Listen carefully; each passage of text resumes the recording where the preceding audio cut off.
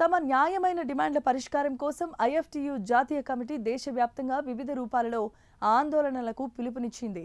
Kakinada collectorate వద్ద IFTU కార్మికులు ధర్నా నిర్వహించారు. కేంద్ర రాష్ట్ర ప్రభుత్వాలు పెట్టుబడిదారుల ప్రయోజనాల కోసం పనిచేస్తున్నాయని విమర్శించారు.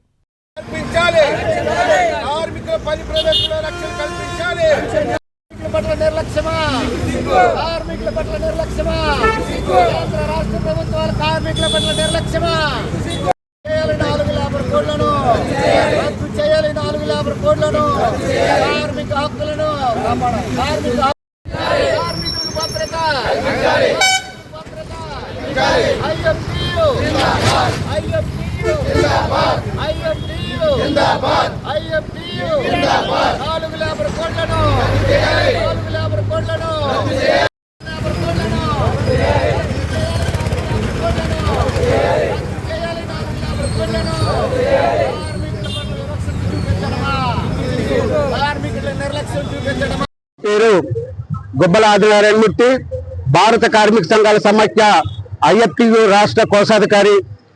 ఈరోజు లేబర్ కోడ్స్ డిమాండ్స్ దినంగా మా ఐఎఫ్టియు జాతీయ కమిటీ పిలుపునిచ్చింది. ఆ పిలుపులో భాగంగానే ఈరోజు అన్ని జిల్లా కేంద్రాల్లో నిరసన ప్రదర్శనలు చేస్తూ ఉన్నాం. కేంద్ర ప్రభుత్వం తీసుకొచ్చినటువంటి లేబర్ కోడ్స్ ఏదైతే ఉన్నాయో కార్మికులకి గుదిబండగా మారింది, పని భారాన్ని పెంచింది, సమ్మె చేసే హక్కు లేకుండా చేస్తూ ఉంది. ఇటువంటి చర్యలకు నిరసనగా ఈరోజు ఈ లేబర్ హక్కులు కాపాడడానికి కోసం భారత కార్మిక సంఘాల సమాఖ్య పనిచేస్తుంది.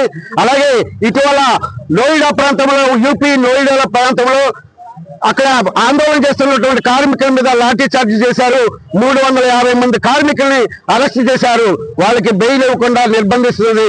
అక్కడ ఆదిత్యనాథ్ ప్రభుత్వం చాలా దుర్మార్గంగా వ్యవహరిస్తుంది. కనీస వేతనాన్ని అమలు చేయదు.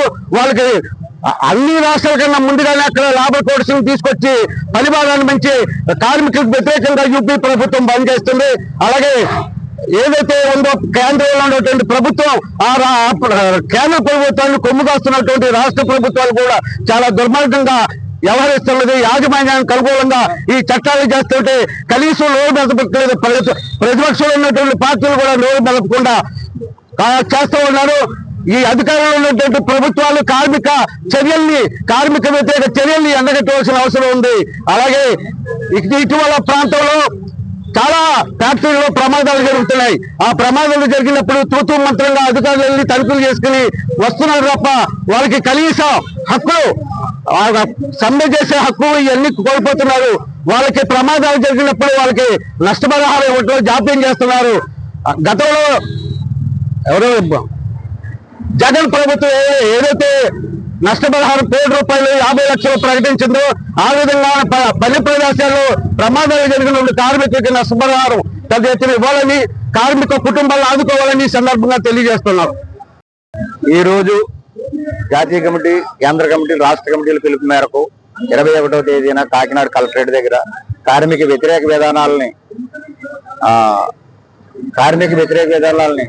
రద్దు చేయాలని, అలాగే 4 లేబర్ కోడ్ల వల్ల అనేక చోట్ల అనేక రకాల ఇబ్బందులు కార్మికులు ఎదుర్కొంటున్నారని, అలాగే అనేక చోట్ల ప్రమాదాలు జరిగినా కూడా లేబర్ అధికారులు కూడా తూతూ మంత్రంగానే వ్యవహరిస్తూ ఉన్నారు.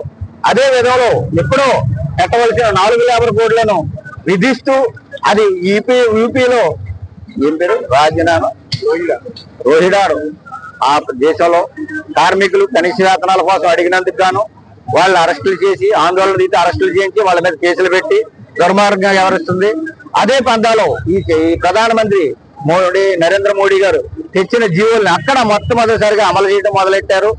అలాగే ఏ దేశాల్లో కూడా అమలు చేసి ఒకడు చేసుకుంటూ వచ్చి కార్మికులు అణచివేతకు గురి చేస్తారు, కార్మికులు శ్రమ దోపిడీ చేస్తామన్నారు. ఇది చట్టరీత్యా నేరం. ఆ చట్టరీత్యా నేరాన్ని ప్రశ్నించే లేబర్ అధికారులు కూడా నిమ్మకు నీరెట్టట్టుగా వ్యవహరిస్తామన్నారు. అలాగే వాళ్ళపై లాఠీ చార్జీలు చేసినట్టు వాళ్ళని, అలాగే ఆ ఫ్యాక్టరీలో కొంతమంది 26 మంది చనిపోయారు. వాళ్ళకి నష్టపరిహారం లేదు. గతంలో జగన్ ప్రభుత్వంలో విశాఖలో గ్యాస్ లీక్ అయితేనే హఠావుట్ నెల్లి గ్రామంలో 50 లక్షల రూపాయలు నష్టపరిహారం ఇచ్చారు. కానీ ఈ తూర్పుగోదావరి జిల్లాలో కాదు, వేరే ఇద్దరు చోట్ల కూడా కొంతమంది రైస్ మిల్లులో అయితేమి, ఫ్యాక్టరీలో అయితే మంది చనిపోతున్నారు. వాళ్ళకి ఎటువంటి నష్టపరిహారం ఈ రోజు కూడా మొన్న ఇక్కడ వేటలపాలెంలో బాణసంచ కాలక్రమం కూడా జరిగింది. 32 మంది చనిపోవడం కూడా జరిగింది. వాళ్ళకి తూతూ మంత్రంగా రాజకీయ నాయకులు అందరూ వచ్చి వాళ్ళు పరామర్శించి ఆ కుటుంబానికి అండగా ఉంటామని చెప్పేసి చెప్పినట్టు వాళ్ళు ఈ రోజు అక్కడ కనిపించట్లేదు. అలాగే ఈ 4 లేబర్ కోడ్ల వల్ల కార్మిక లోకం అంతా కూడా మండిపడుతూ ఉంది. దీన్ని రద్దు చేయాలి. పాత విధానాన్ని 8 గంటల పని దినాన్ని కొనసాగించాలి. రద్దు చేసిన 26 కార్మిక చట్టాలని అమలు చేయాలని చెప్పేసి IFTUగా మేము డిమాండ్ చేస్తా ఉన్నాం.